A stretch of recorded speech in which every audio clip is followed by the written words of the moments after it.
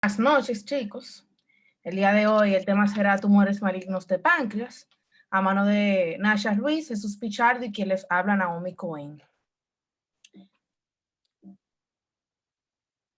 Ok, entonces, como en la clase anterior se habló ya de las características generales del páncreas, sabemos que esta es una glándula con función endocrina y exócrina. Entonces, de esa misma manera, vamos a clasificar los tumores según su función. Entonces, vamos a iniciar con las neoplasias del páncreas endocrino. Y con esto tenemos que tener unas cuantas características pendientes de este tipo de neoplasia, y es que son relativamente raras, pero se suelen reconocer con una frecuencia suficiente, es decir, 5 casos por millón de habitantes, lo que se supone una cantidad más o menos para que un doctor, un médico, una práctica urbana se pueda encontrar por lo menos con un caso de estos. Hay que destacar que, o tener pendiente que las células del páncreas endocrino o células de los islotes proceden a su vez de la célula de la cresta neural, que también se conocen como células de la captación y descarboxilación de los precursores aminados. ¿Qué pasa? Que cuando estas células dan origen a tumores en varios sitios, van a aparecer lo que conocemos como síndrome de neoplasias endocrinas múltiples, o también llamado el síndrome de MEN1, que se caracteriza porque incluye tumores de la hipófisis, hiperplasia paratiroidea y tumoraciones pancreáticas. Algunas neoplasias pancreáticas endocrinas son funcionales y suelen secretar un producto peptídico. Esa secreción de esos productos peptídicos se caracterizan porque suelen dar un cuadro clínico de mucho interés.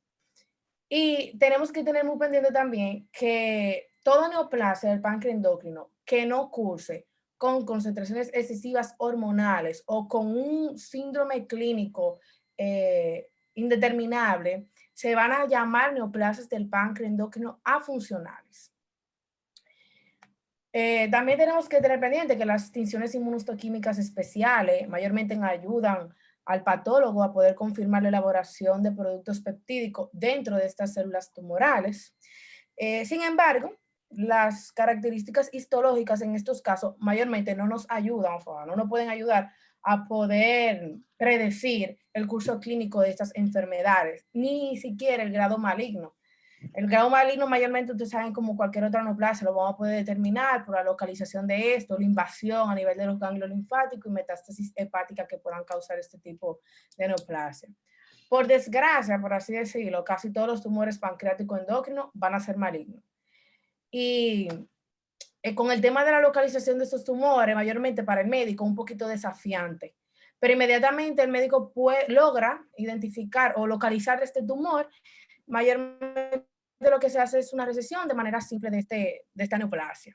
La clave para diagnóstico en estas neoplasias es la identificación del síndrome clínico a través de la evaluación, o sea, esa confirmación se logra obteniendo la medición de la concentración sérica elevada de las hormonas, o sea, cada hormona va a dar un tumor en específico. Tenemos que tener pendiente también que al igual que en las neoplasias del páncreas exócrino, la tomografía computarizada dinámica del abdomen con cortes finos a través del páncreas y el hígado van a ser el gold standard para estos tipos de neoplasia. O sea, ese método diagnóstico es 1A en estos casos. Los tumores neuroendocrinos del páncreas a menudo se van a intensificar con un medio de contraste. Y a diferencia de los exócrinos, esos endocrinos van a tener un receptor de somatostatina, que esto es lo que nos va a permitir a nosotros poder detectarlos mediante un estudio con electrólitos radiomarcados. Aquí lo que se hace es que se va a inyectar por vía intravenosa un análogo de la somatostatina radioactiva, seguido del rastreo de radionúclido en todo el cuerpo. Y se va a ver así, como estamos viendo aquí en esta imagen. Pueden ver dónde está la flechita, donde está ubicando un tumor pancreático en el cuerpo del páncreas. Este método diagnóstico ha tenido muchísimo éxito en los últimos tiempos, que incluso ha podido desplazar lo que era la angiografía con muestreo selectivo venoso, con muestreo venoso selectivo. Y cabe destacar que también la ecografía endoscópica puede ser también de mucha utilidad para el diagnóstico de estos tumores. Ya entrando en tema en sí de los tumores, o sea, hablando en específico, tenemos los insulinomas. Los insulinomas se van a caracterizar mayormente porque son los más comunes dentro de la neoplasia pancreática endocrina y porque van a tener un síndrome clínico muy característico en estos casos, que va a ser la triada de Whipple. La triada de Whipple se va a caracterizar porque el paciente primero va a presentar una hipoglucemia en ayuno asintomática, o sea, va a presentar síntomas, va a tener una concentración sérica comprobada de glucosa menor de 50 miligramos sobre 100 mililitros y se le van a aliviar los síntomas, inmediatamente se le administra glucosa al paciente. Estos se caracterizan porque se distribuyen de manera uniforme en la totalidad de la cabeza, el cuerpo y la cola del páncreas y porque son uno de los pocos tumores donde el 90% de estos suelen ser benignos. Además de que este 90% también suelen ser solitarios y aparecen de manera esporádica. Ya el otro 10% suelen ser malignos y se van a acompañar del síndrome MEN1. Es más probable que estos insulinomas, cuando se acompañan del síndrome MEN1, van a ser multifocales y pueden tener incluso una tasa mucho más elevada de recurrencia en estos casos. Con respecto a los síntomas, con frecuencia los pacientes van a presentar por lo menos un episodio de síncope profundo o síntomas menos graves que mayormente se van a mejorar inmediatamente con la ingesta diaria del paciente. Dentro de los síntomas se van a destacar las palpitaciones, los temblores, la diaforesis, confusión u obnubilación y las convulsiones. Cabe destacar que puede ser incluso que uno de los familiares del paciente le pueda referir al médico de que el paciente ha estado teniendo cambios en su personalidad. Con respecto ya a los métodos diagnósticos para los insulinomas, los resultados del laboratorio mayormente van a revelar hipoglucemia en el paciente, que hay que destacar, esto va a ser la causa de todos estos síntomas, una concentración sérica de insulina elevada y una concentración de péptido de C que también debería estar elevada. Tenemos que tener aquí pendiente de que el paciente no se haya administrado de manera furtiva, es decir, que no le haya comunicado al doctor de que se haya administrado insulina o algún hipoglucemiante oral, porque eso normalmente tiende a elevar la concentración del péptido C. Dentro de otros métodos diagnósticos que también podemos tener pendientes, el ayuno vigilado, en el que se obtengan muestras sanguíneas cada 4 a 6 horas, donde se mida la insulina y la glucosa en sangre en el paciente, hasta que muestre los síntomas. Por eso hay que tener un poquito más de cuidado, o sea, el médico tiene que observar más al paciente en estos casos, porque puede ser un poquito peligroso al momento de que el paciente vaya a empezar a mostrar los síntomas. Los estudios de tomografía computarizada, como les dije al inicio, son el estándar para cualquiera de estas neoplasias. La ecografía endoscópica, ya que estas pueden incluso identificar más del 90% de todos los insulinomas. Y por último, y no se, últimamente no se utiliza tanto, está la angiografía visceral. Aquí a mano derecha podemos ver una imagen de cómo se realiza una ecografía endoscópica, que lo que hace es que el médico le introduce una sonda flexible y delgada a través de la boca y el tubo digestivo al paciente con un transductor, y entonces eso va a crear ondas sonoras que van a crear una imagen alrededor del tejido circundante. Esto de aquí es una tomografía computarizada donde se observa una extensa masa en la cabeza del páncreas. Esto es un insulinoma en un paciente de 67 años, de un caso que llegué a leer. Dentro del tratamiento, en estos casos tenemos la nucleación simple. La nucleación simple, eso es, como su nombre lo dice, es una técnica simple que está reservada estrictamente para tumores benignos y siempre y cuando esas neoplasias no comprometan el conducto pancreático principal. Ya cuando hay un compromiso o están cercanas al conducto pancreático principal y son tumores muy grandes, es decir, mayor de 2 centímetros, lo que se utiliza es una pancreatectomía distal o una pancreático-duodenectomía, que eso mayormente, o sea, eso se basa en una extirpación de las partes del páncreas, usualmente el cuerpo y la cola.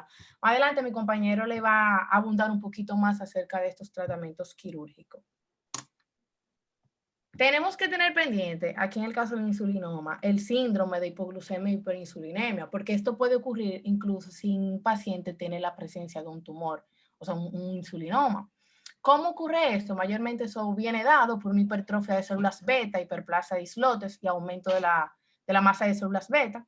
Y cuando esto ocurre en conjunto con tejido de islotes ectópicos, islotes multilobulados y complejos ducturo-insulares, se va a llamar Necidoblastosis. ¿Qué pasa? Que antes, mayormente lo que se pensaba es que la necidoblastosis ocurría más frecuente en recién nacidos, en conjunto con la hipersulinemia, que lo que se requería era una pancreatectomía en el recién nacido para mejorar esto, pero últimamente, en los últimos tiempos, se han dado cuenta que cuando se les realiza una derivación gástrica en Y tipo Rose a un paciente, luego de 2 a 5 años, estos pacientes empiezan a presentar este tipo de síndrome también. Eh, por lo que se dice que, o sea, se estima, lo que se piensa, que la enfermedad en pacientes sometidos a cirugía bariátrica es el resultado de la hipersecreción prolongada idiosincrásica de las hormonas tipo incretina, GIP y GLP-1. Cabe destacar que la GLP-1 lo que hace es prácticamente que se encarga del crecimiento y el desarrollo de las células beta. También es bueno destacar que la manga gástrica o banda gástrica ajustable suele prevenir episodios de hipoglucemia y la recesión pancreática sin conversión de la derivación gástrica en tipo Rose permite continuar incluso la relación anormal entre el intestino y los islotes, por lo que en estos casos la hiperinsulinemia puede persistir o puede recurrir después de que se le haga una pancreatectomía parcial al paciente. Tenemos los gastrinomas, que son otro tipo de tumores. Los gastrinomas, vamos a escuchar lo que es el síndrome de Zollinger-Ellison. Ese síndrome va a estar causado por un gastrinoma y los gastrinomas van a ser un tumor endocrino que se van a encargar de secretar gastrina con hipersecreción de ácido y por ende va a conducir a una insulación péptica resultante. Muchos de los pacientes con CES, o con el síndrome de Zollinger-Ellison, como se abrevia CES, dentro del cuadro clínico lo que van a presentar va a ser un dolor en el abdomen, enfermedad ulcerosa péptica y esofagitis grave. Pero ya últimamente con la era de los tratamientos de antiácido, o sea, se puede mejorar el caso de la esofagitis en estos pacientes. Los carcinomas se van a caracterizar porque son úlceras solitarias, con localizaciones atípicas que no van a responder a los antiácidos. Y donde el 21% de estos pacientes van a presentar diarrea y otros síntomas como anorexia, náuseas y vómitos. Esto aquí es un pequeño esquemita donde vemos el gastrinoma, puede ser el duodeno o páncreas, la hipersecreción gástrica que van a tener estos pacientes y las úlceras pépticas, o sea, eso mayormente es la triada de CES. Esas úlceras pépticas se pueden destacar porque pueden aparecer en lugares inusuales donde no se lo pueden esperar, incluso en el yeyuno. Para el diagnóstico de los gastrinomas, lo que se recomienda es la cuantificación de la concentración sérica de gastrina, que va a ser mayor de 1000 picogramos sobre metro. Y se recomienda que en el momento de que nosotros cuantifiquemos esa concentración, suspender los inhibidores de la bomba de protones en los pacientes, debido a que estos son uno de los factores causantes habituales de la hipergastrinemia, aparte de la anemia perniciosa, la insuficiencia renal, hiperplasia de las células G, gastritis atrófica, exclusión o retención del antro, y la obstrucción de la salida gástrica. ¿Qué pasa? Que cuando la concentración de gastrina no es muy elevada, o sea, en casos dudosos suele ocurrir eso, se recomienda hacer una prueba de estimulación con secretina. Del 70 al 90% de los gastrinomas primarios se van a encontrar en el triángulo de Passaro. ¿Qué es el triángulo de Passaro? Eso va a ser o sea, es un área delimitada por un triángulo, como lo pueden observar aquí, que se localiza en la unión del conducto cístico con el colédoco, la segunda y tercera porción del duodeno y el cuello y cuerpo del páncreas. Ya con respecto a los estudios de imágenes, en los gastrinomas se recomienda hacer una gamografía de los receptores de somatostatina que le habían explicado al inicio, combinados con la tomografía computarizada, debido a que el octrótido es mucho más sensible y este estudio de imagen logra localizar incluso el 85% de los gastrinomas y reconocer los tumores bien pequeños, menores de 1 centímetro. Se recomienda hacer también la ecografía endoscópica, que suele localizar los gastrinomas antes de la operación, y ayuda a ubicar los tumores que están en la cabeza del páncreas o la pared del duodeno, que estos tumores que se encuentran en esta parte suelen ser bastante grandecitos, es decir, mayor de 1 centímetro. Y por último también se puede utilizar el estudio con octrótido y ultrasonografía endoscópica, que suelen identificar el 90% de los gastrinomas. Ya con respecto al tratamiento, En los carcinomas que suelen aparecer de manera esporádica, se recomienda tratamiento quirúrgico agresivo. En aquellos que se acompañan del síndrome M1 y de hiperplasia paratiroidea, se recomienda hacer una paratiroidectomía total. Y tenemos que tener bien pendiente que el 50% de todos los carcinomas metastatiza a los ganglios linfáticos o hígado y suelen ser sumamente malignos. Si el carcinoma se encuentra en el duodeno, mayormente lo que se recomienda es extirpar la pared del espesor, todo el espesor de la pared del duodeno. Y si el carcinoma está en el páncreas y no incluye el conducto pancreático principal, como le expliqué en el insulinoma, lo mayormente lo que se nuclea el tumor. Ya si no es posible, usted puede localizar el gastrinoma, entonces lo que se hace es una vagotomía muy selectiva, que en esta imagen de aquí podemos ver, esos son los 3 niveles de vagotomía. Esta B es la que mayormente se recomienda en estos casos. Aquí lo que se hace es que se secciona los vasos anteriores y posteriores distales de los ramos, de las ramas celíacas y de las ramas hepáticas. Ya si la enfermedad está inoperable, no tiene remedio, se recomienda entonces dar una quimioterapia con streptozocina, doxorubicina y 5-fluoracilo al paciente, además de la administración de análogos de somatostatina, que ayudan muchísimo a mejorar los síntomas en el paciente, interferón y quimioembolización. Con respecto al pronóstico de estos tumores, por desgracia, solamente la tercera parte de esos pacientes que se operan por ser se van a lograr curar a nivel bioquímico. Con respecto a la supervivencia a largo plazo, o sea, a pesar de que es un tumor muy dañino, o sea, muy maligno, es satisfactorio la supervivencia a largo plazo de personas que vayan a tener metástasis hepática.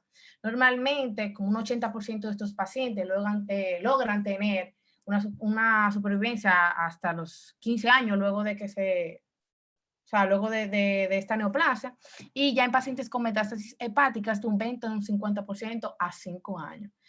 Es bueno de que tengan bien memorizado de que toda neoplasia que se localiza fuera del triángulo de Pazaro, o sea, de los carcinomas, van a tener un peor pronóstico que los otros.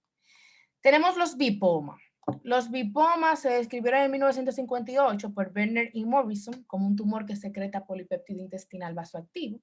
Estos se van a caracterizar porque se localizan más a menudo en el páncreas distal y casi todos se van a diseminar fuera de él. Dentro de las manifestaciones clínicas, los pacientes suelen tener una diarrea intermitente grave de 5 litros por día, van a tener diarrea. Esto, por obvias razones, lo van a inducir a una deshidratación, pérdida de electrolitos y líquidos, por ende van a tener muchísima debilidad y a través de las heces logran perder grandes cantidades de potasio. Por eso la diarrea es que se conoce como el síndrome de watery diarrhea, hipocalemia, cloridia, en el tema, o sea, en el caso de los bipomas.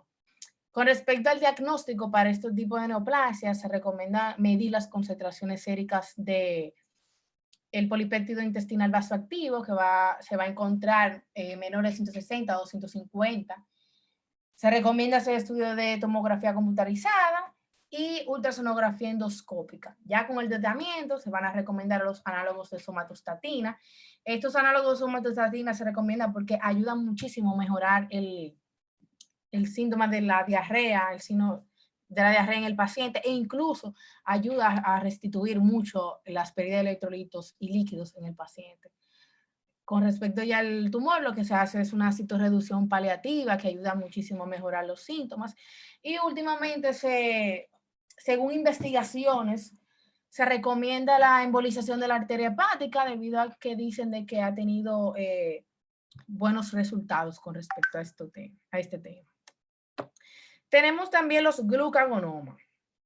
Los glucagonomas tenemos que tener pendiente que el glucagón es una hormona catabólica y se van a encontrar mayormente en el cuerpo y la cola del páncreas.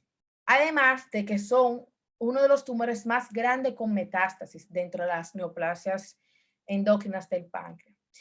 Con respecto a las manifestaciones clínicas, aquí en el glucagonoma siempre tenemos que tener pendiente que si el paciente está cursando con una diabetes leve más una dermatitis, específicamente el eritema migratorio necrolítico típico, debemos sospechar de glucagonoma e inmediatamente someter al paciente a evaluación.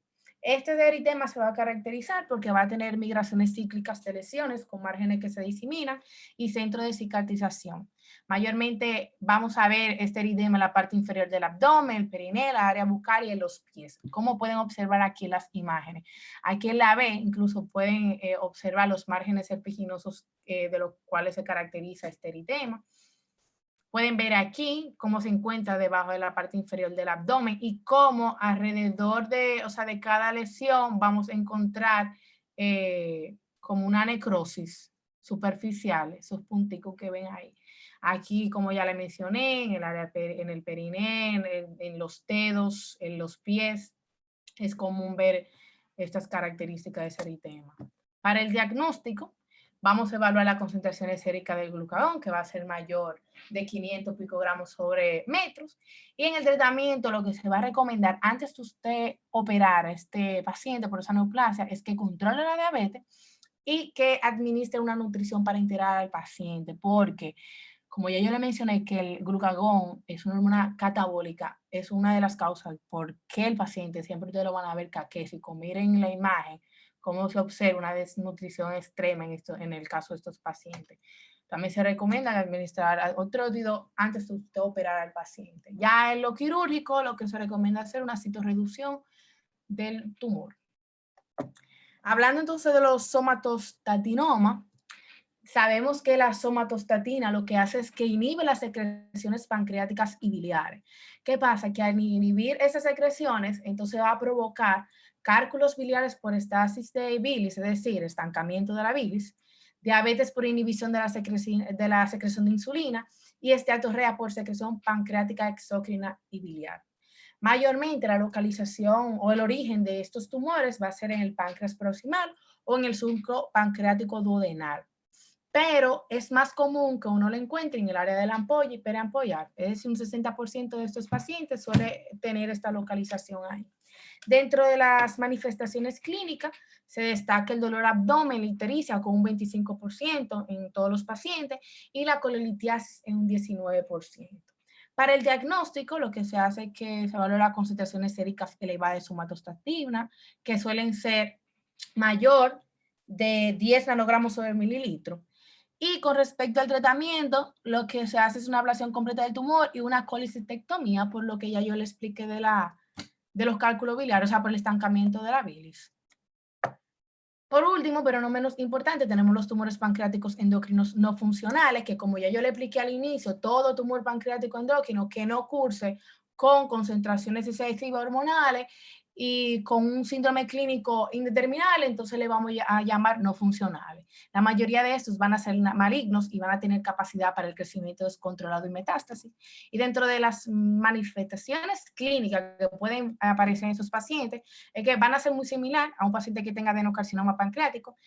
La mayoría de estos pacientes van a tener un dolor vago y una pérdida de peso, pero ustedes saben que esas manifestaciones clínicas no lo van a ustedes poder dirigir directamente. El paciente tiene un tumor pancreático. Por eso es que son no funcionales. Para el diagnóstico, vamos a tener los marcadores inmunohistoquímicos sinaptoficina, la cromogranina A, o CGA, y la enolasa neuronal específica. Con respecto a la cromogranina A, también eso se suele utilizar para poder evaluar la aparición de recurrencia de estos tumores y la respuesta que está teniendo el paciente al tratamiento. Además de que también se puede utilizar el gamagrama con otrótido porque ayuda a estadificar la enfermedad y a localizarla también. Esos tumores se van a intensificar con un medio de contraste arterial y a veces se suele observar un componente quístico causado por necrosis central. Con respecto ya al tratamiento quirúrgico, se hace una resección quirúrgica en pacientes que van a estar en buenas condiciones físicas y que no tengan metástasis. Y un tratamiento adyuvante después de la resección se omite si no hay metástasis demostrada por medios radiográficos, o sea, que estén comprobados de que ese paciente no vaya a tener ninguna metástasis. Una resección incompleta, ya los pacientes que no tengan solución, o sea, ya están muy avanzados, metastásicos. Y por último, se le puede realizar una pancreático-duodenectomía con resección en cuña de las metástasis hepáticas. Mayormente esto se realiza para evitar la morbilidad de hemorragia, de la hemorragia interna y obstrucción biliar y pilórica antes de que ocurra la muerte de esos pacientes por la metástasis. Aquí pueden observar una tomografía computarizada con cortes sagitales, coronales. Este de aquí abajo es un corte sagital, como pueden observar. Y este de aquí una lateral del abdomen. Lo dejo con mi compañero Jesús Pichardo. Muy bien, gracias Naomi.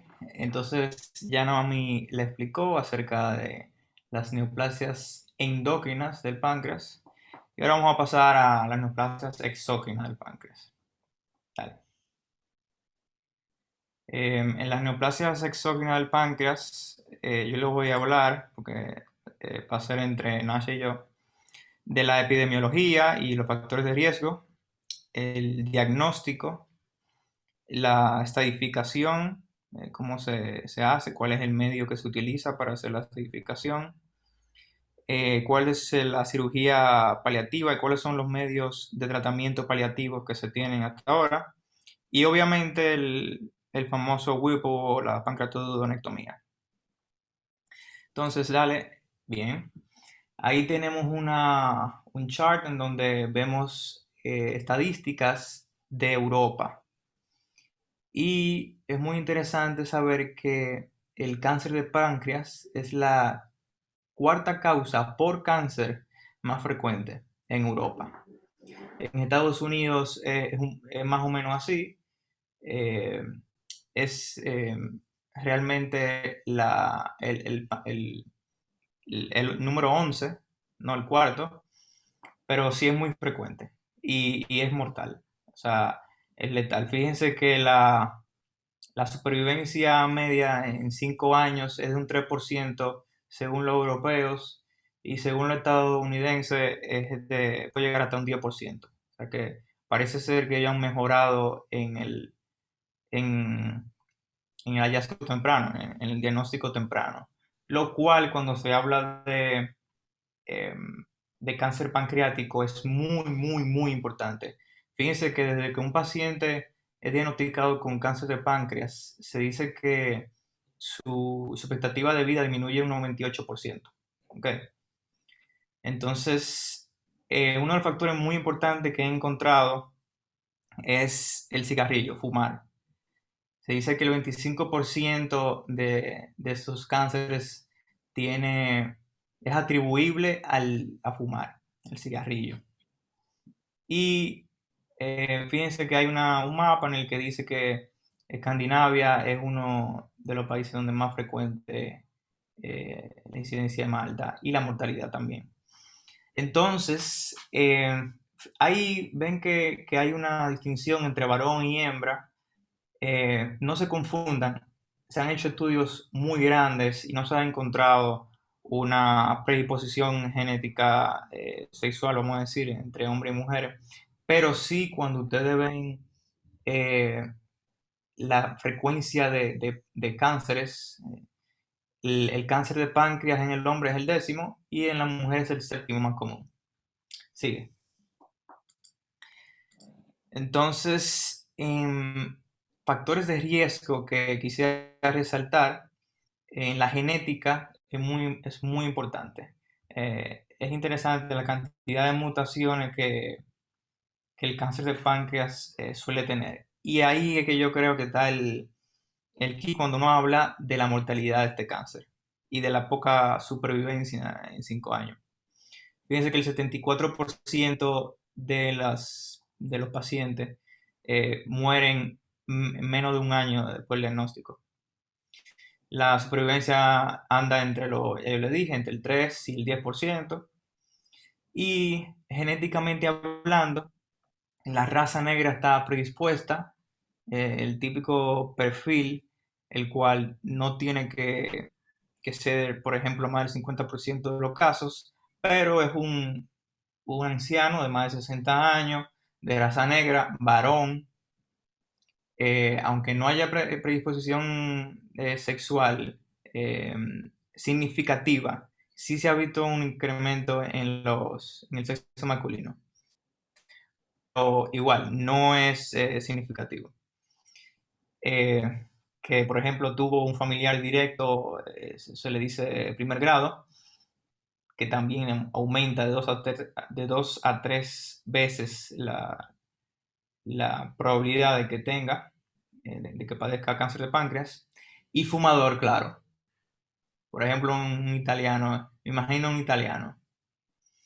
Entonces, cerca del 90% de los tumores tienen una mutación.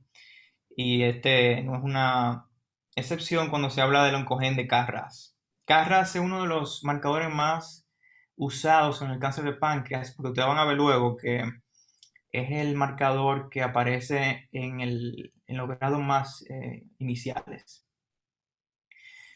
Sin embargo, hay otros marcadores como el P53, el P16 y el DPC4. Ustedes saben que el P53, como le dicen, el guardián del genoma. Y son obviamente factores que se tienen que tener en cuenta. Y obviamente le da más de 60 años. Dale. Entonces, recuérdense que estábamos hablando de Europa. Europa es un país con una calidad de vida muy buena en comparación con muchos países. Y realmente es interesante. Fíjense este estudio que yo he encontrado. Ellos compararon el, el índice sociodemográfico, es decir, que qué tan bien uno vive. Y ellos compararon, o sea, contra la cantidad de muertes, o sea, la tasa de muertes. Y fíjense que en los países en la parte de altos ingresos de Norteamérica, en Europa y en la parte de altos ingresos de Asia, fue donde se encontraron más cáncer pancreático. Ustedes están viendo eso, qué interesante. Un cáncer de rico. Entonces, obviamente yo se lo atribuyo al cigarrillo, porque que haya una diferencia entre Estados Unidos y Europa. Europa, ustedes saben que fuman más. Y también que la población de Europa vive más que en los Estados Unidos. O sea, ellos tienen una población de mayor edad más grande. Entonces, eso le da tiempo a que se desarrolle el cáncer de páncreas. Dale para adelante. Otro factor muy importante, wow, ese sería como el segundo más importante, si tengo que decir, es la presencia de pancreatitis. No, para que le dé para adelante. Es la presencia de pancreatitis. Pancreatitis crónica es uno de los factores de riesgo más importantes cuando se habla de cáncer pancreático. Se dice en un estudio, en muchos estudios realmente, y han determinado que hay un aumento 20 veces mayor de riesgo cuando una persona padece de pancreatitis, de cualquier pancreatitis, no tiene que ser crónica, pero obviamente fisiopatológicamente pancreatitis crónica. Entonces, dale para adelante. También aquí está el chart que yo le decía de los marcadores y de los tipos histológicos y los grados. Lo importante de aquí que ustedes sepan es que la presencia del KRAS se usa mucho para determinar el grado del cáncer de páncreas. Y otra cosa importante es que la imagen histológica que se ve, el tipo histológico del cáncer de páncreas exocrino típico, se llama neoplasia intraepitelial pancreática. Ya, esas son las dos cosas muy importantes de esa tabla, de esa gráfica. Dale para adelante. Entonces, el carcinoma más frecuente el carcinoma exocrino más frecuente es el adenocarcinoma ductal. Tiene 75% de todos los casos. Y como su nombre lo dice, ductal viene de la célula que recubren los ductos. Entonces, el adenocarcinoma ductal es más frecuente de cabeza. 75%, 2/3, como quieran decirle. Cabeza y el proceso unciforme. Ustedes saben que el proceso unciforme es como la colita que tiene la escápula inferior del páncreas. Creo que lo vemos ahorita. Sí, yo tengo fotos, se lo voy a enseñar, por si no se acuerdan. el 15% del cuerpo y el 10% en la cola. Hay otros que son menos frecuentes, pero que muestran una invasión difusa de todo el páncreas. Entre ellos está, dale para adelante, el carcinoma adenoscamoso, que es una variante, como su nombre lo dice, adeno glandular y escamoso de epitelio escamoso, y el carcinoma celular de las células acinares, que es muy infrecuente, pero tiene mayor pronóstico, tiene mejor pronóstico que el adenocarcinoma ductal, que es el más frecuente. Aún así, ese carcinoma, perdón, eh, puede llegar a crecer hasta 10 centímetros de diámetro. Es un tumor grande, pero tiene mejor pronóstico, como le decía. Dale para adelante. En los síntomas nosotros encontramos frecuentemente dolor, ictericia, pérdida de peso, el cual es un indicador de que ha avanzado mucho. La vesícula biliar distendida. Hay un signo muy, muy importante, que seguro ustedes se lo saben, que de la vesícula palpable no dolorosa, me parece, sí. Eh, Así que escríbanlo por el chat, a ver si están aquí, los que se lo saben. Ese signo aparece en el 30% de todos los casos de cáncer pancreático. Y muy importante correlacionar la sintomatología con la extensión del páncreas, con la extensión del cáncer, perdón. Porque, por ejemplo, en ese caso, ese signo, es porque la vesícula está distendida, es porque hay una obstrucción de producto del cáncer de páncreas, una obstrucción del conducto que es donde vierte su secreción del colédoco y que se une con el conducto de Wilson. Entonces, obviamente, va a producir ictericia, una estasis en esa área. Yo no estoy viendo el chat, pero si no lo escribieron, obviamente es el signo o la vesícula de Courvoisier. Muy bien, entonces, el diagnóstico por analítica, dale para adelante, bien. Obviamente, si nosotros tenemos una estasis biliar, vamos a tener hiperbilirrubinemia, la bilirrubina directa va a estar aumentada, y obviamente la fosfatasa alcalina también.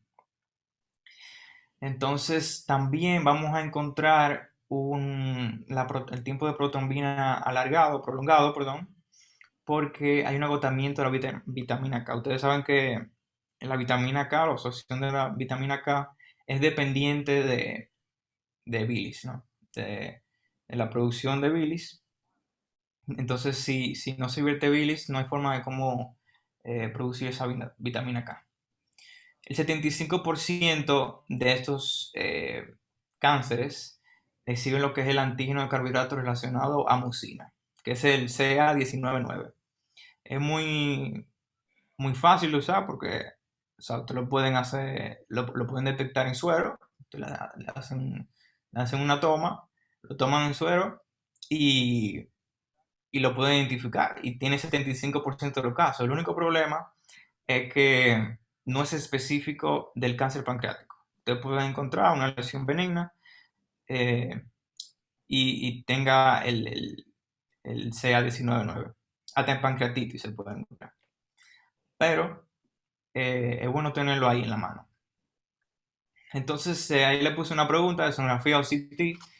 Es básicamente para discutir lo que en el libro decía acerca de que si tú te encuentras un paciente de más de 60 años que tiene historia de que fuma, es varón, eh, vive en Europa y tiene estos síntomas, ictericia, etcétera, pues entonces tú no le haces una sonografía, o te pasa directamente a una tomografía. Porque algo usted sabe que hay una éstasis biliar ahí, o sea que hay una obstrucción biliar, pero le interesa saber más y descartar más el cáncer de páncreas, porque eso debe suceder de una vez. Dale para adelante. El método diagnóstico de estadificación por excelencia, como dijo Naomi, es el CT espiral dinámica con medio de contraste. sea, tomografía computarizada. Entonces, quizá ustedes se preguntan cuál es la diferencia entre esta y la normal. Obviamente, este tiene unos cortes más finos, lo que le ayuda a ustedes a ver la extensión del carcinoma, y por lo tanto, ese es el gold standard. Dale para adelante. Entonces, la estadificación, no hay que abundar mucho, eh, ustedes saben el TNM, claro que eso depende del cáncer, de la localización del cáncer, pero hay algo que yo quiero que ustedes aprendan aquí, y es que el tumor no es susceptible de resección cuando afecta o el tronco celíaco o la arteria mesentérica superior. ¿Ok? Ese, ustedes ven en el T4, ahí lo dice. Hay otras contraindicaciones de resección, pero no son absolutas. Por ejemplo, la metástasis hepática sí es una contraindicación de resección. Y, por ejemplo, que el cáncer de páncreas esté extendido a ganglio linfático peripancreático no necesariamente se contraindica la resección. Y así. Dale para adelante. Entonces, también tenemos, luego de que usted hace su CT, ¿verdad? Con corte fino, hay tres posibilidades. La primera posibilidad es que usted encuentre un tumor que no es susceptible de resección. ¿Okay? Obviamente tiene que hacer su estadificación antes de esto. Si el tumor no es susceptible de resección, se hace una biopsia guiada por CT o ultrasonido y se incluye el paciente en un estudio clínico. Como le dije, este cáncer de páncreas, o sea, no hemos podido lograr muchos cambios en el tratamiento, porque aparte de que es muy mortal, no nos da tiempo. Todavía no tenemos muchos fármacos que nos ayuden. Y si el tumor es susceptible de resección, o sea, que ustedes ven que cumplen con los parámetros o que no violan con el parámetro que yo le dije, que la vena mesentérica superior y el tronco celíaco, pues entonces ustedes pueden hacer su laparoscopia diagnóstica y luego le hacen su procedimiento de WIPO. O le hacen una biopsia guiada por ultrasonido para el patólogo y luego le hacen su procedimiento de WIPO luego de que hayan hecho su terapia no adyuvante, ¿ok? Preoperatorio. Y ya entonces, claro, lo involucran también en un estudio clínico. Entonces, si cuando usted hace la estadificación, o sea, el CT, perdón, y no encuentra un tumor, pero todavía sospecha de que haya uno, pues entonces usted vuelve a repetir los estudios. Le puede hacer una colangiopancreatografía retrógrada endoscópica, que es lo que está ahí, el RCP, y lo vuelve a repetir y ver qué se encuentra. Probablemente es una obstrucción, pero usted quiere saber de qué se trata, cuál es la causa. Seguimos. En la cirugía paliativa y en el control del dolor, porque estos pacientes tienen mucho dolor, usamos narcóticos orales, sulfato de morfina, bloqueo neural. En la ictericia tratamos de lograr que el conducto, que la bilis llegue al duodeno. Para no decirlo de una forma que no incluya todo. Usted puede hacer una colonografía diagnóstica para ver dónde está el nivel de la obstrucción. Probablemente sea en la cabeza del páncreas, obviamente. Y entonces lo que hacemos es le colocamos una endoprótesis guiada por la colangiopancreatografía. Y así garantizamos que el canal esté abierto. Entonces también es muy poco frecuente, un 20% de los casos, pero puede ocurrir una obstrucción intestinal producto de un cáncer pancreático. Y ya eso es algo, debe estar muy avanzado para que ocurra una obstrucción. Pero sí, se lo coge el duodeno. Y entonces tenemos varias técnicas para, por ejemplo, se resecciona el duodeno, que es probablemente donde haya la obstrucción, y manejamos eso. Dale para adelante. También tenemos la quimioterapia y la radioterapia paliativa. Dale para adelante, por favor.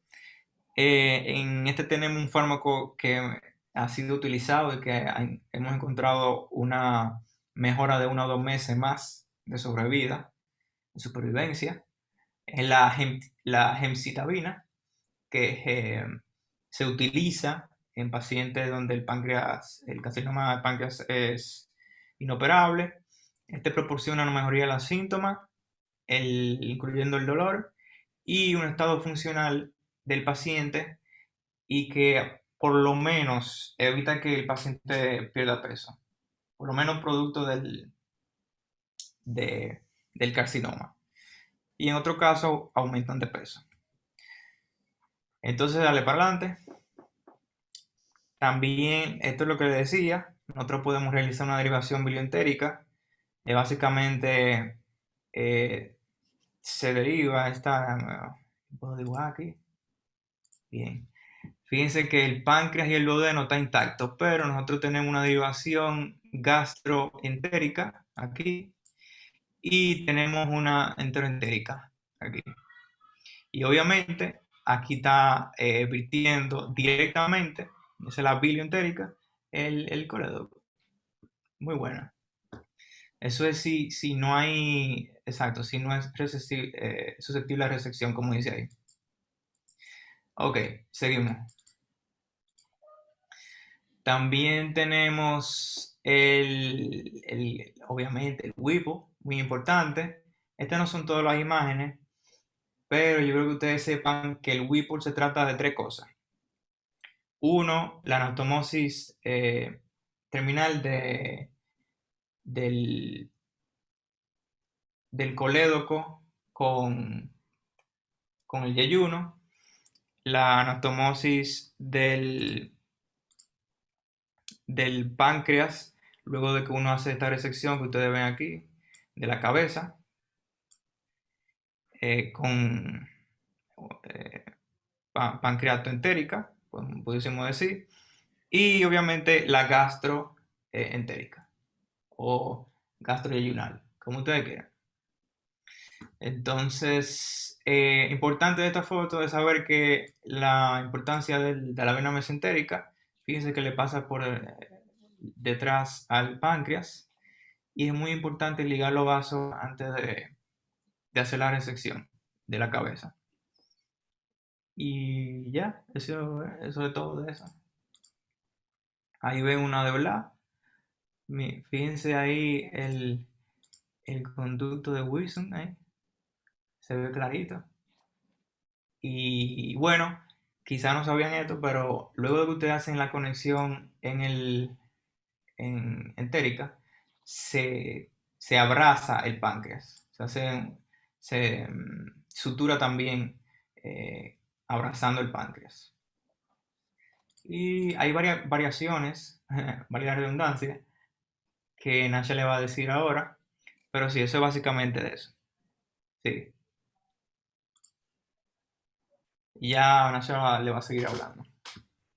Esta es simplemente otra foto tridimensional que les va a demostrar mejor lo que acaba de presentar mi compañero. Siguiente. Bien. Las variaciones y controversias del procedimiento de Whipple, vamos a ver que la preservación del píloro va a tener varias ventajas teóricas, que dentro de estas va a incluir la prevención del reflujo de secreciones pancreatibiliares al estómago. También se va a ver una menor incidencia de ulceración marginal y secreción gástrica de ácido. También una liberación de hormonas normales y mejor función gástrica.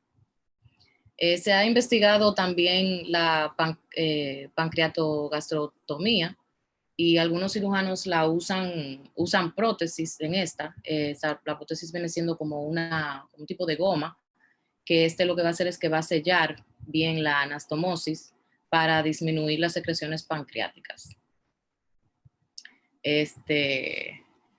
Esto es sin importar cuál sea la combinación que utilice el cirujano. Dicen que la tasa de escapes pancreáticos siempre se va a aproximar más o menos a un 10%. También suelen colocar, por tradición, casi todos los cirujanos drenajes. Estos se van a colocar alrededor de la anastomosis pancreática y biliar, porque en cada uno de más o menos 10 pacientes no es posible evitar la complicación, obvio. En este caso, la complicación más temible o que más miedo le tienen es la interrupción de la anastomosis. Esta complicación puede conducir al desarrollo de un absceso en el abdomen alto y también se puede presentar como una fístula pancreática externa. Siguiente, por favor. Muchos pacientes con cáncer de páncreas van a estar malnutridos durante el preoperatorio y van a sufrir una gastroparesia en el postoperatorio inmediato. Lo que hacen es, algunos cirujanos lo que hacen es que le colocan por sistema una sonda de yeyunostomía y una sonda de gastrotomía para su alimentación, pero esto ya va a depender del cirujano y va a depender también del caso del paciente. En las sondas de gastrotomía, estas suelen disminuir el tiempo de hospitalización del paciente y entonces las sondas de yeyunostomía, estas no son benignas, pero pueden causar escapes y obstrucción gastrointestinales. Pero también debemos saber que la nutrición parenteral también puede ser acompañada de complicaciones como la sepsis del acceso, pérdida de la integridad de la mucosa intestinal y también disfunción hepática. Siguiente, por favor. En el cáncer de páncreas, este suele recurrir en el plano local después de una pancreatoduodenectomía y la radioterapia intraoperatoria o el IORT, que proporciona una dosis terapéutica completa de radiación en el lugar de la cirugía, en el lecho quirúrgico, durante la resección. También puede mejorar también el control local y puede paliar algunos síntomas después del procedimiento.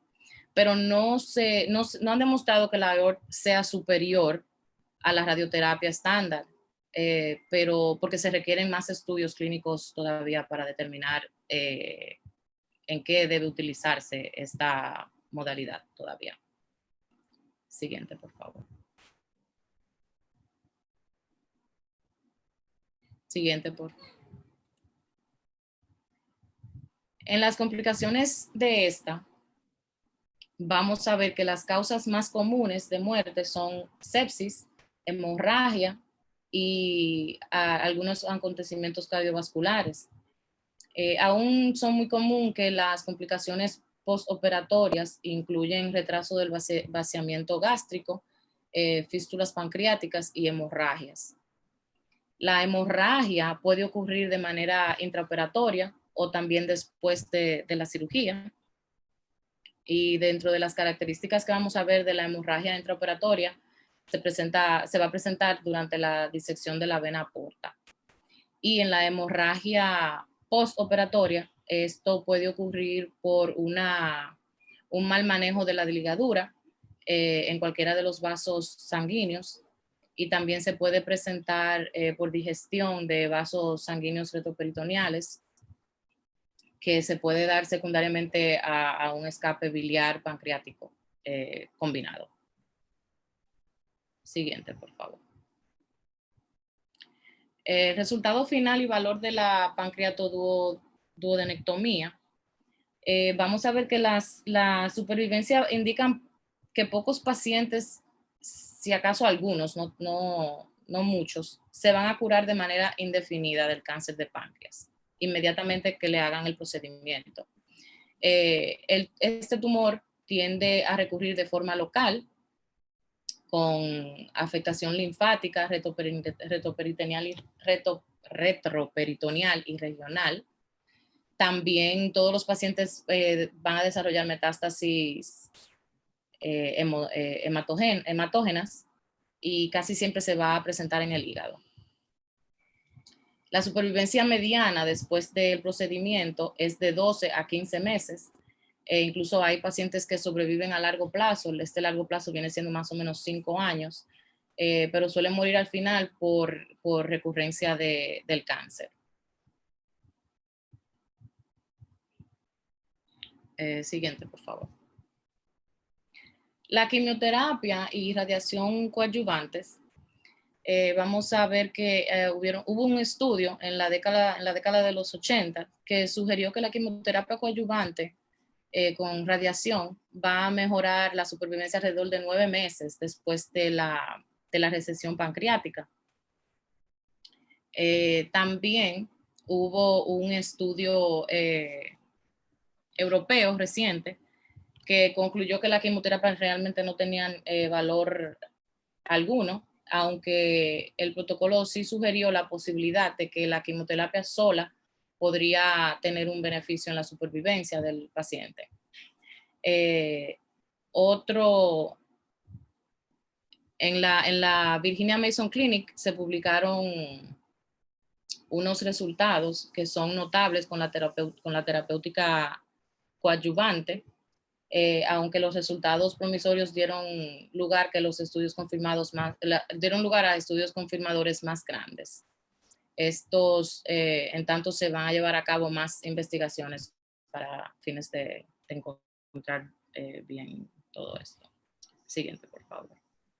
En el tratamiento neocoadyuvante, vamos a ver varias ventajas de este. Una de las primeras ventajas es que evita el riesgo de retrasar el tratamiento por complicaciones de la intervención, puede reducir la carga tumoral, incrementa la tasa de resecabilidad, destruye algunas células tumorales antes que puedan diseminarse. Este no eleva la morbilidad o la mortalidad perioperatoria. Y también vamos a ver que disminuye la incidencia de fístulas pancreáticas. Estos estudios van a indicar que es menor con esta técnica la recurrencia local o regional de este cáncer. Siguiente. Los tratamientos de adenomas periampollares. Vamos a ver que los adenomas vellosos benignos de la región ampollar pueden extirparse en el plano local. Esta técnica realmente solamente se usa para tumores pequeños, alrededor de 2 centímetros o menores de 2 centímetros, sin prueba de degeneración maligna en la biopsia. Y el diagnóstico preoperatorio de cáncer es una contraindicación para la excisión transduodenal y debe practicarse ya en este caso una pancreatoduodenectomía. Siguiente. En las neoplasias quísticas del páncreas, vamos a ver que menos de un 5%, vienen presentando menos de un 5% de las neoplasias pancreáticas con su localización en el cuerpo y cola del páncreas. Existe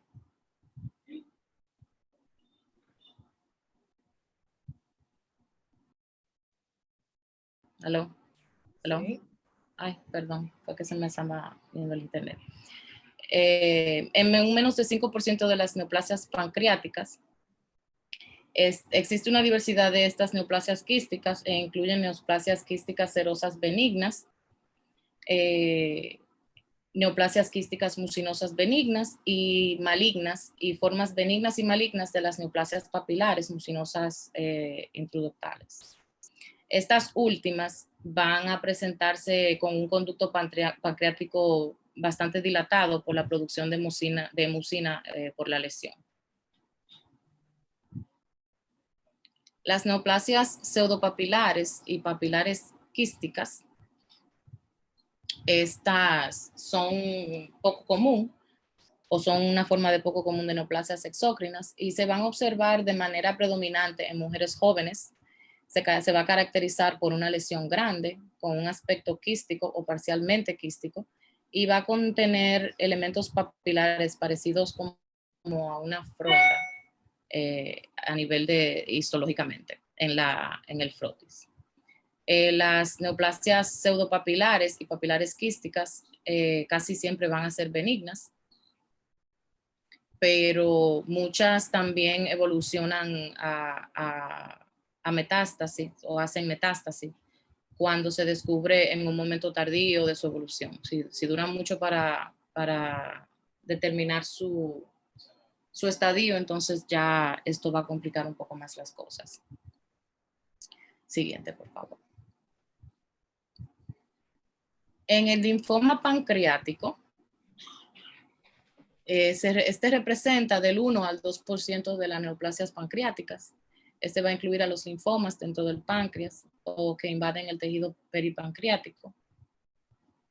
La presentación clínica suele ser similar al del carcinoma pancreático, con dolor abdominal vago y pérdida de peso. Siguiente, por favor.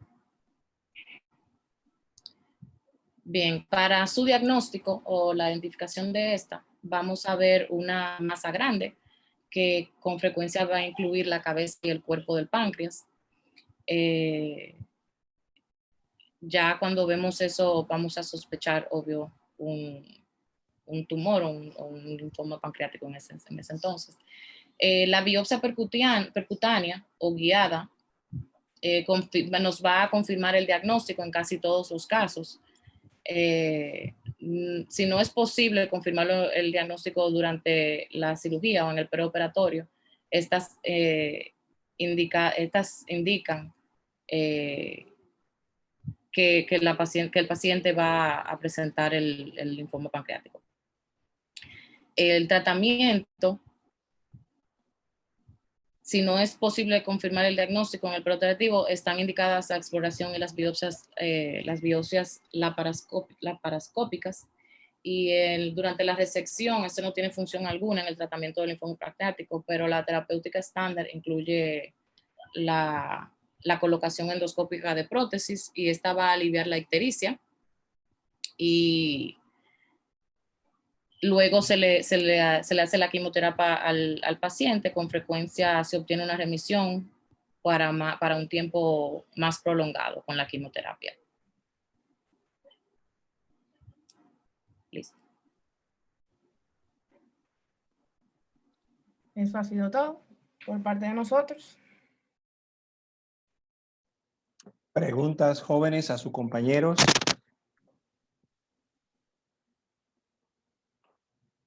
Jóvenes.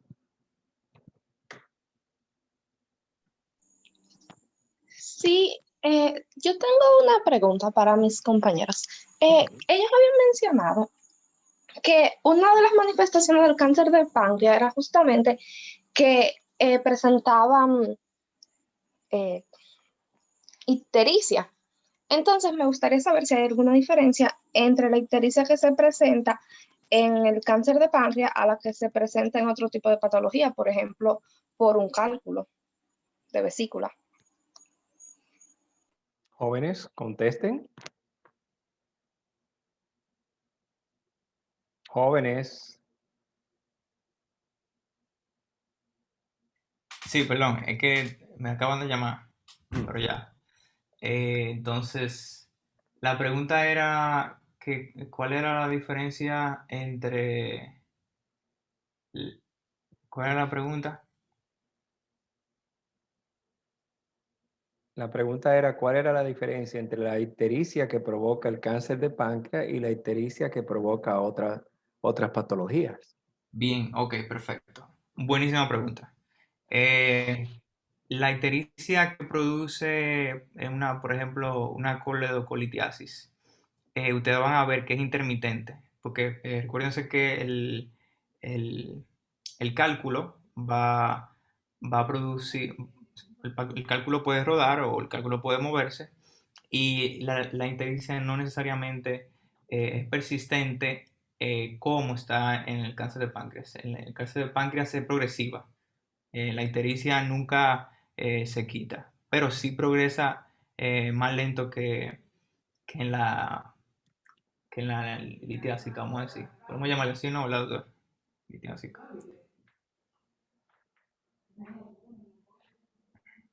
¿Eso responde a tu Pa- pregunta?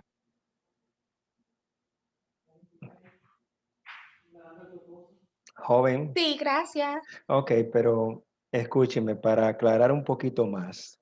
La histericia es similar. Lo que pasa es que cuando es por otra patología, por ejemplo, un cálculo o que una cirugía se haya ligado al colédoco, los niveles de bilirrubina nunca van a subir, no exceden los 9 miligramos por decilitro. Rara vez, ¿por qué? Porque como lo dice su compañero, el cálculo puede fluctuar. Ahora, cuando es un tumor, por lo regular la bilirrubina está por encima de 12, 13, 15 miligramos por decilitro. Esa es la gran diferencia. ¿Contestada su pregunta, doctora? Me imagino que sí. Ok. Sí, gracias. ¿Me puedes repetir la cifra, por favor? Ok. ¿Cuándo excede? Yo dije que cuando es por una obstrucción, por un cálculo o porque se haya ligado el colédoco, por lo regular nunca excede los 7 miligramos por decilitro. Puede llegar a 8, a 9. Cuando es por un tumor que Ah, obstruye, ok.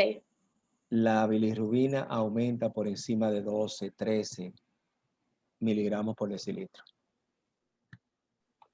Preguntas, jóvenes.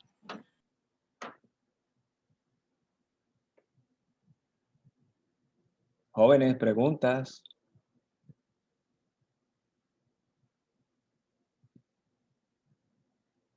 ¿No hay preguntas, jóvenes?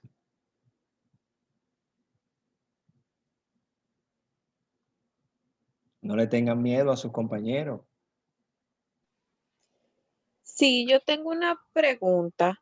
Yo quiero saber por qué se suele elevar la concentración del péptido C en el insulinoma específicamente. Joven. Bueno, según la literatura, lo que mencionaba era, con respecto a la concentración del péptido C, es de que esta se suele caracterizar porque se eleva inmediatamente el paciente se administre insulina o incluso cualquier otro hipoglucemante oral. O sea, una cantidad, una administración endógena excesiva de insulina o glucosa suele elevar la concentración de péptido C.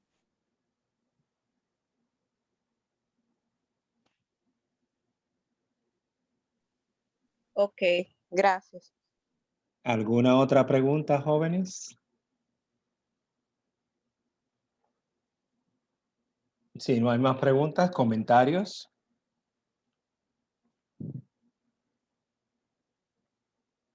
Jóvenes, ¿algún comentario?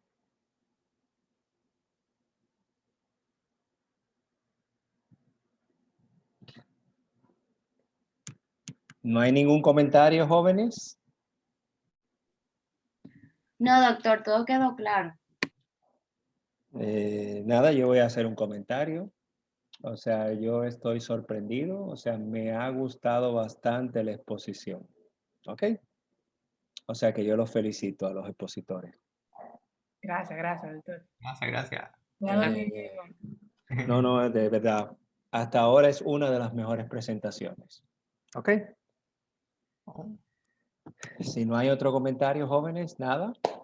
Nos veremos en el hospital los que están allá y recuerden que tienen que llevarme las hojas porque tengo que reportárselas al doctor Brachi. Firmadas y selladas. ¿Ok? Mañana usted va a estar en el hospital, doctor. Mañana yo voy al hospital, sí. Ok, perfecto. Nada, pues, jóvenes, si no hay nada más, pasen buenas. Igual. Igual. Descansen. Ok. Gracias Bye. nuevamente, doctor. Buenas.